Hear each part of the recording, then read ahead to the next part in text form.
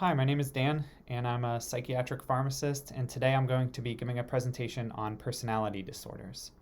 I have four major objectives for the presentation. First, I will discuss what a personality disorder is and show the DSM-5 diagnostic criteria. Then I'm going to be going through the individual types of personality disorders and the clusters that they fall into. Then I'll go over the etiology and some screening tools used to diagnose the personality disorders. And then finally, we'll do a more in-depth exploration of cluster B personality disorders. So first, let's start with what is a personality disorder. So this is a psychological disorder with inflexible behaviors and thoughts that impair social, occupational, and other areas of functioning. Personality disorders are enduring. So these are somebody's personality. They should last and occur no matter what situation the person is in, and they should last for a long period of time. That being said, some personality disorders do get a little bit better over time, and others stay the same over time. These are often considered ego-syntonic, though not always.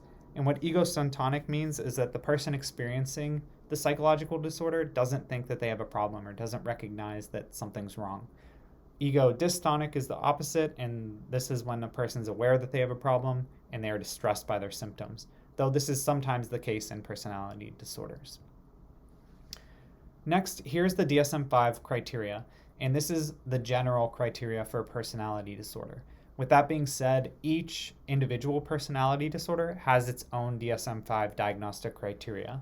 So let's go into a little bit of detail here. So A, enduring pattern of inner experience and behavior that deviates from the expectations of one's culture.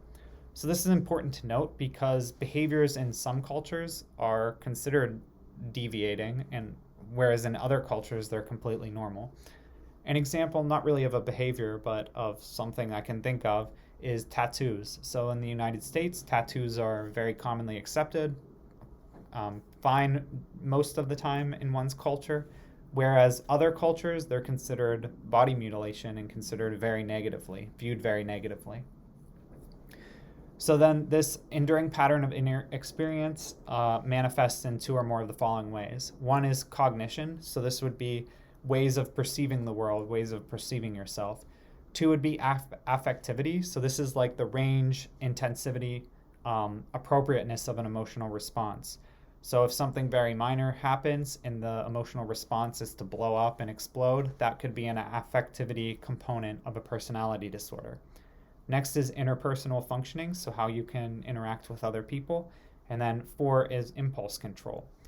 The B criteria is that this pattern is inflexible and pervasive across a broad range of situations. So remember, this is someone's personality. This should be enduring. It makes me think of its similarity to ADHD. So for example, to be diagnosed with ADHD as a pediatric patient, the ADHD symptoms have to be presented in more than one location, more than one situation. So for example, they would have the symptoms of ADHD at home with their parents, but also at school. Whereas if those behaviors were just taking place in one scenario or the other, maybe there was some other factors. If it was at school, maybe something like bullying was causing these behaviors.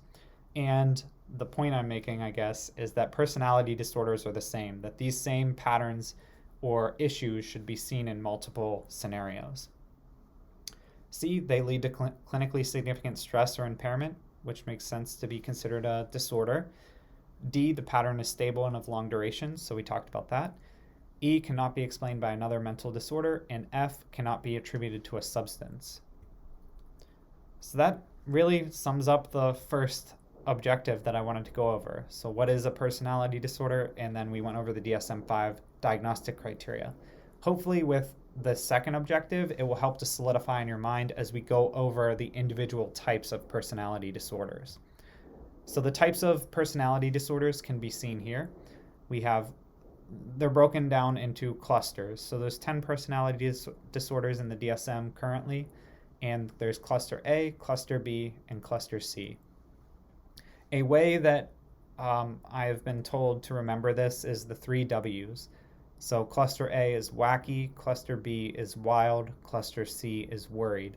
And the wacky, wild, worried is in alphabetical order, so it helps you to remember which one's A, B, and C. Cluster A is generally thought of as eccentric or odd.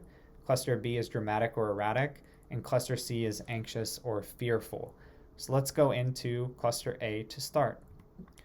So paranoid personality disorder is the first one we'll go over briefly. And this is a pattern of distrust or suspiciousness such that others' motives are interpreted as malevolent.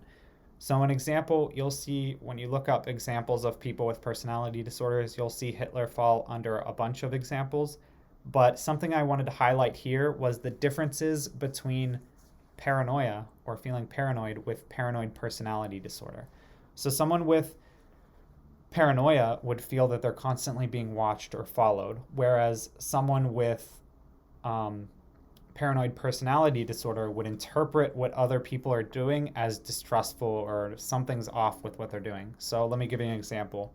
If someone thinks that the government's tracking them, has cameras in their wall, there's black cars following them, and they think they're government cars, that's more of paranoia. That sounds like it could be related potentially to schizophrenia.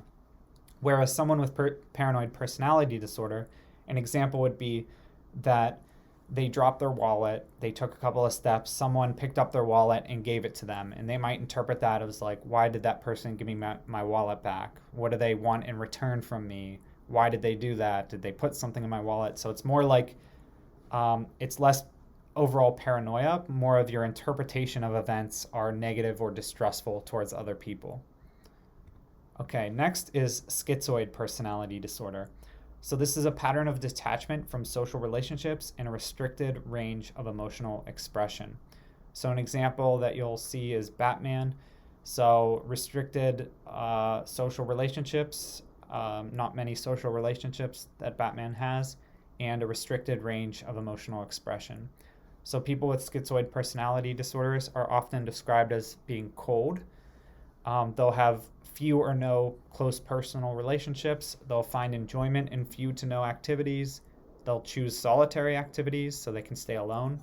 And they'll have little desire for sexual experiences. Next in cluster A is schizotypal or schizotypal personality disorder. So this is a pattern of acute discomfort in close relationships, cognitive perceptual distortions, and eccentricities of behaviors. So this is often described as or thought of as kind of like schizoid personality disorder, but plus magical thinking. So an example that you'll potentially see is Luna Lovegood from the Harry Potter series. So she didn't have many close friends, and she basically believed in the wizarding version of tabloids. So that would be like magical thinking, even though she's in a magical world. So sometimes some things you'll see here is odd behavior, speech, appearance, odd beliefs, magical thinking like we talked about, minimal emotional reactivity. Okay, so let's go into cluster B briefly here, and then we'll go more in depth with the final objective. Okay, we'll start with antisocial personality disorder. So this is considered a pattern of disregard for and violation of the rights of others. So this generally will manifest as a failure to conform to lawful or ethical behaviors, a lack of remorse, lack of empathy, previously referred to as sociopathy, so a sociopath. Many people who are in many prison populations and many serial killers have antisocial personality disorder, which is the manifestation of them lacking empathy for others. Next is borderline personality disorder. This is probably the most talked about or heard of personality disorder in the medical field. A pattern of instability in interpersonal relationships, self-image, and marked impulsivity. So they'll have unstable, intense personal relationships, unstable self-image. So what that will show as or manifest as is a feeling of you don't really know who you are and what you believe in. So their goals, their values will often shift. Even their vocational, their job aspirations will change and shift and be all over the spectrum. So it's that instability that characterizes borderline personality disorder. Next is histrionic personality disorder. And this is a pattern of excessive emotionality and attention-seeking behaviors. So someone with histrionic personality disorder is often uncomfortable if they're not the center of attention. Next is narcissistic personality disorder. This is a pattern of grandiosity, need for admiration, and lack of empathy towards others. Finally, we'll go into the last cluster, which is cluster C, and we'll start with avoidant personality disorder. So this is a pattern of social inhibition, feelings of inadequacy, and hypersensitivity to negative evaluation. An example you'll sometimes hear is behaviors that Michael Jackson had. So for example, building his own theme park so that he wouldn't have to go out in public, putting as much as he could in his own estate so he wouldn't have to go out in public. Dependent personality disorder is a pattern of submissive or clinging behavior related to an excessive need to be taken care of. So this will go to the extremes where they're dependent on others to take care of them, that they will go to extremes not to lose who they are dependent on, whether that be a significant other or whether that be a parent or whoever they seek out to take care of them. Next is obsessive-compulsive personality disorder. So this is different than obsessive-compulsive disorder. Obsessive-compulsive personality disorder is a pattern of preoccupation with orderliness, perfectionism, and control. So you'll hear Steve Jobs as an example here. He wanted every bit of the products he produced under his control. He wanted it done his way. He wanted marketing, the box, everything about the products he wanted to be involved with. And this is different than OCD, which, for example, which has obsessions and compulsions. An example would be someone who's obsessed with germs, and the compulsion is that they wash their hands over and over and over again. So as you can see, there's a big difference between obsessive-compulsive personality disorder and obsessive-compulsive disorder.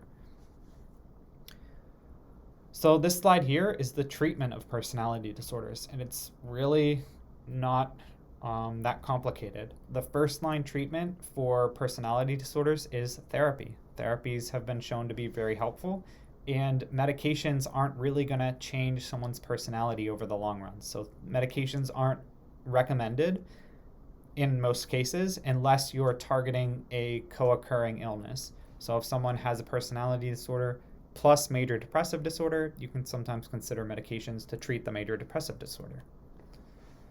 So that sums up the second objective. We went through the different personality disorders and the different clusters. Now let's go into some etiology and some screening tools. So the etiology, epidemiology of personality disorders is generally there's a genetic risk, then there's a trauma in early childhood that causes the genetic risk to be expressed. And this is the simplification of what you'll see with many psychiatric illnesses. So the trauma in early childhood could be abuse, violence, sexual abuse, inadequate parenting, neglect, anything like that that causes these at-risk genes to be expressed. The prevalence varies based on the personality disorder. It's roughly 0.5 to 2% depending on the individual personality disorder, but when you add them all up, roughly 10% of the population has a personality disorder. Some personality disorders are more or less common dependent on gender. For example, more men have antisocial personality disorder and more women have borderline personality disorder.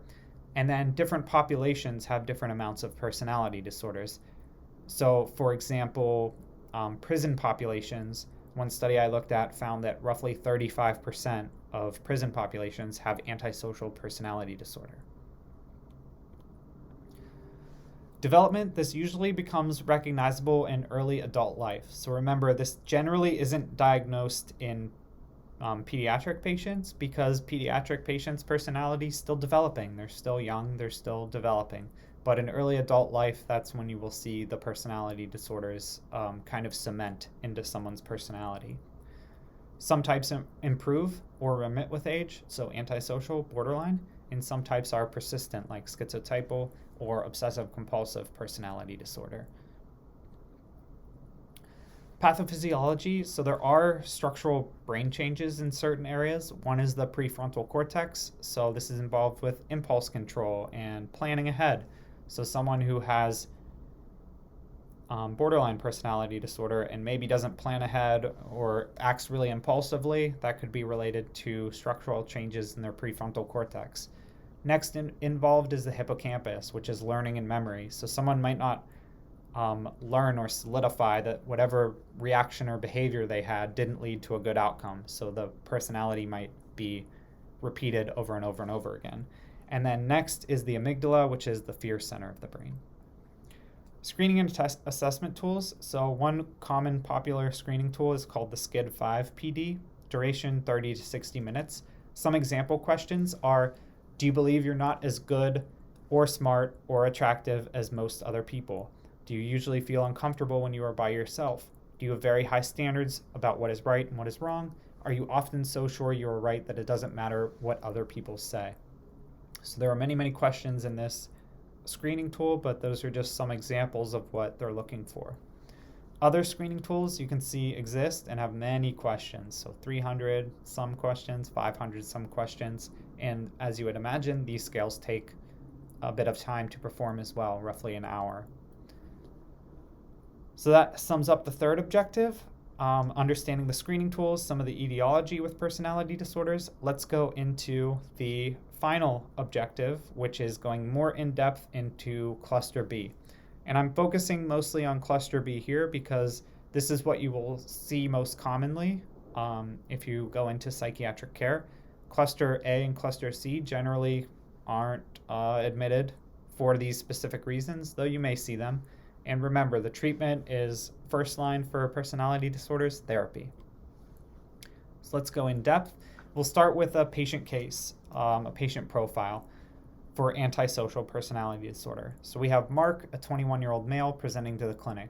Childhood history, he was in a psychiatric hospital as a child. In first grade, he attacked a classmate in the bathroom who he thought stole his Pokemon cards.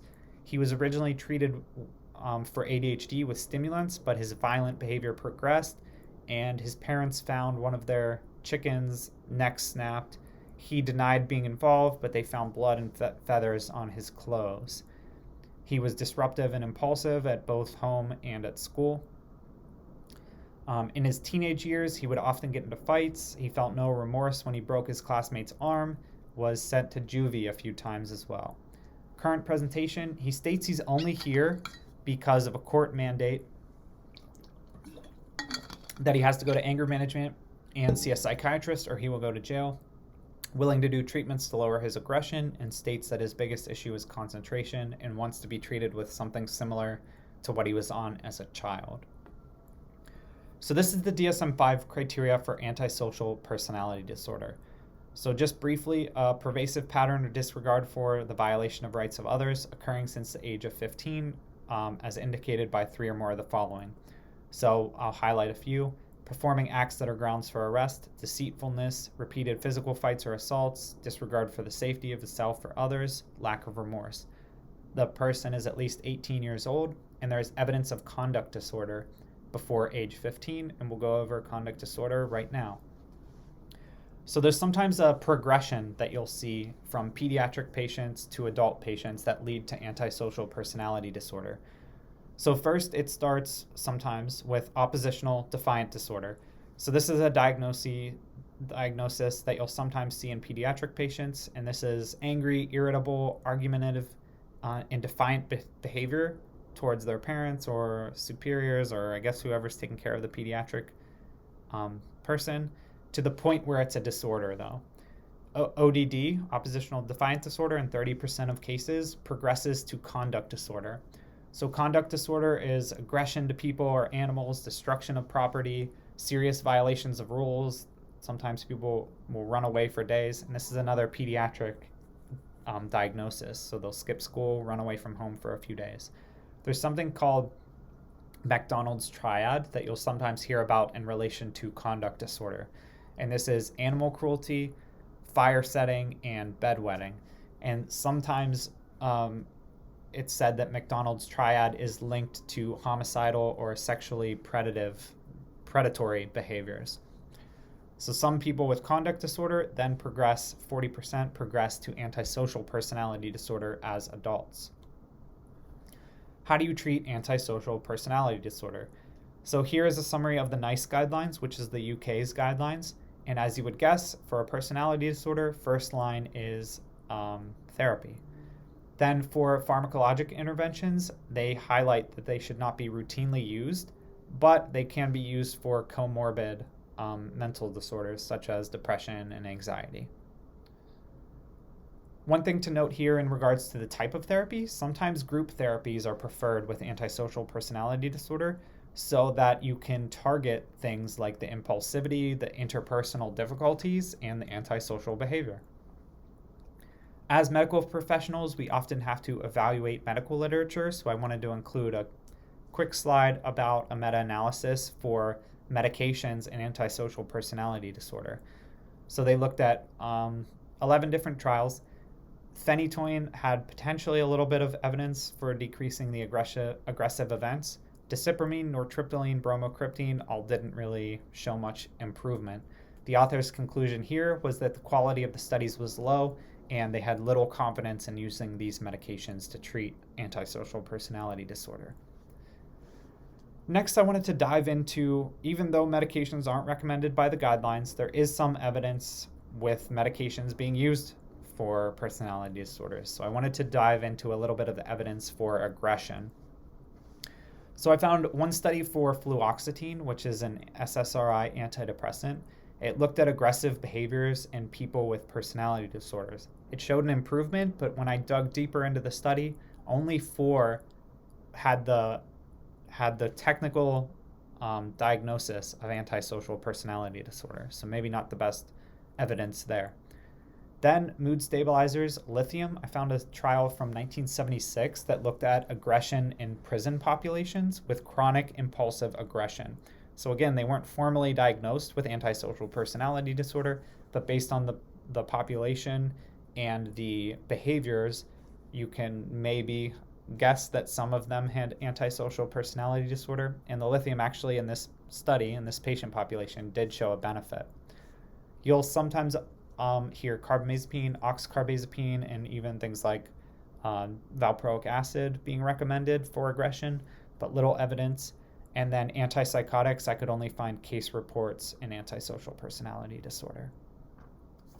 Co-occurring mental illnesses can be treated. Often you want to avoid controlled substances in people with antisocial personality disorder. So let's go back to Mark. And the recommendations are seen here for his treatment. Number 1, therapy, as you would guess. Number 2, you can explore medications for aggression, like we just did, but there's little evidence at this time to really support one over the others. And then 3, you could treat ADHD, maybe avoid the controlled substances, the stimulants, because he was violent on them as a pediatric patient, but maybe you could try something not controlled, atomoxetine, bupropion. Next, let's go into the next personality disorder. So we're going from antisocial now to a borderline personality disorder patient. So we have Sarah, 26-year-old female, presenting to the clinic, childhood history of neglect and sexual abuse. So she states that she was neglected as a child. Her mother was an alcoholic, but hid it well. She was often asleep when Sarah would get home from school. Sometimes Sarah's good grades would elicit love and a good response from her mom, and other times the good grades wouldn't affect Sarah's mom at all. Other times her bad grades would get her mom into a rage, get her yelled at, and other times her mom wouldn't care about her bad grades. The responses were inconsistent, so she was getting inconsistent feedback from the adults in her life. But what she did know is if she threw a tantrum, that got her mom's attention, woke her mom up, and would get a response. Next, her uncle. So she was close to her uncle. He would take her to the park, public pool, play with her, that sort of thing. But then as a teenager, Sarah revealed that she was sexually abused by her uncle between the ages of 7 to 10. So this childhood history might paint a similar picture when you see borderline personality disorder patients. So as they're developing and growing, the adults in their life are providing unstable things. Sometimes the adults love them and take care of them, and other times the adults hurt them and do terrible things. So their unstable upbringing often leads to unstable reactions when they're adults. Current presentation, cuts her wrist, unstable relationship with friends, and says that she wishes she was dead. Her life's in shambles. She really wants help. Here's the DSM-5 criteria for borderline personality disorder. So it's highlighted by the instability of interpersonal relationships and self-image. Some things here are recurrent suicidal behavior, and I highlighted the other two points there. A famous book about borderline personality disorder is titled "I Hate You, Don't Leave Me." So it's showing how the unstable relationships can be. Next, I want to just have a brief history of borderline personality disorder because it's pretty interesting. 1938, the term borderline was developed, and it was short for borderline psychotic. In 1980, borderline personality disorder was included in the DSM-3. And in 1993, Marcia Linehan introduced dialectical behavioral therapy, which is often considered the most effective type of therapy to treat borderline personality disorder. So we're back to how to treat it, and we're back to the NICE guidelines. Number one is access to services. So people with borderline personality disorder should not be excluded from healthcare or social services. These are these are sometimes thought of as difficult patients to treat, and this shouldn't exclude them from any form of treatment. These are people looking for help just like anyone else, and that goes for all personality disorders too. So often people have a negative view of people with antisocial personality disorder. And remember, these are people looking for help too, so treat them all the way you should treat every patient, with respect, and try to help them as best you can. But the point that has to be included into the guidelines, not to restrict them from receiving services, is a little disheartening, but it is in there, so I wanted to highlight it. Next is psychological treatment, and dialectical behavioral therapy is the treatment of choice for the type of therapy. The American guidelines have dialectical behavioral therapy, but they also have psychoanalytic therapy. Role of drug treatment falls in line with the other personality disorders. So it shouldn't specifically be used for borderline personality disorder, but can sometimes be used with comorbid conditions. Let's go over dialectical behavioral therapy briefly. So this was originally developed to treat chronic suicidal patients with borderline personality disorder. Dialectical means a synthesis of opposites. So DBT therapist accepts clients as they are, accepts their patients as they are, while also at the same time acknowledging their need to change to reach their goals. So it's a really nice thought, and it's a really nice form of therapy for these patient populations. I wanted to talk about a communication tool called SET communication. This is support, empathy, and truth. So an example of SET communication would be support. I am sincerely worried about you. Empathy, how awful you must be feeling. And then truth. Here's what happened. These are the consequences. What are you going to do? So for example, you got in an argument with your significant other. You punched a hole in the wall. What are you going to do next? An example of poor SET communication would be, so this is what you don't want to do. Support. I support your decision to punch a hole in the wall. Your significant other was really awful to you. Empathy. I feel so sorry for you. So that pity type of phrasing. And then truth. You reacted with a lot of anger. Now you have to deal with the consequences. So a little too harsh there. So SET communication can be really helpful, but it can also not be helpful. So next I wanted to go into an example. So this is an example of how to do SET communication. So this is Gloria telling her husband Alex that she is depressed and she plans on killing herself, but forbids him from seeking help for her. So Alex is being presented with conflicting messages from his wife. One, if you care about me, you will respect my wishes and let me die. But two, if you care about me, don't let me die, get help for me. So if Alex ignores her statements, he's going to be seen as cold and that he doesn't care about her.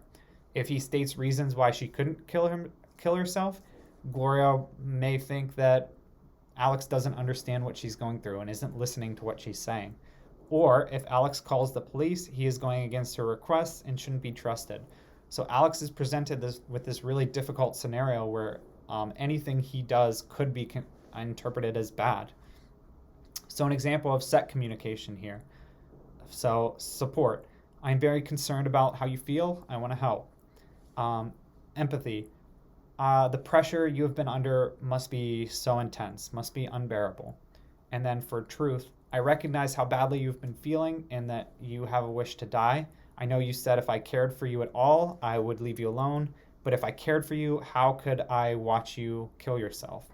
You letting me know of your suicidal plan lets me know that at least a part of you doesn't want to die. I would like you to see a doctor with me.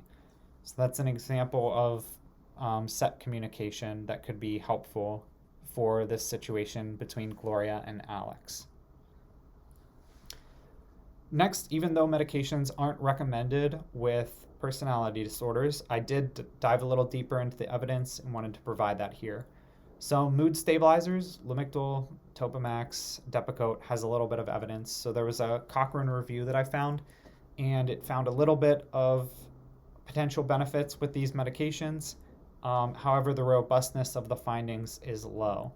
Antidepressants also lack high quality evidence. If someone has co-occurring depression or anxiety, you might want to consider medications that are less fatal in overdose, like an SSRI over something like a TCA that could be, which stands for tricyclic antidepressant, which can be more fatal in overdose. So you would avoid that in borderline personality disorder patients. Second generation antipsychotics, aripiprazole has a little bit of evidence supporting it. Olanzapine has mixed evidence.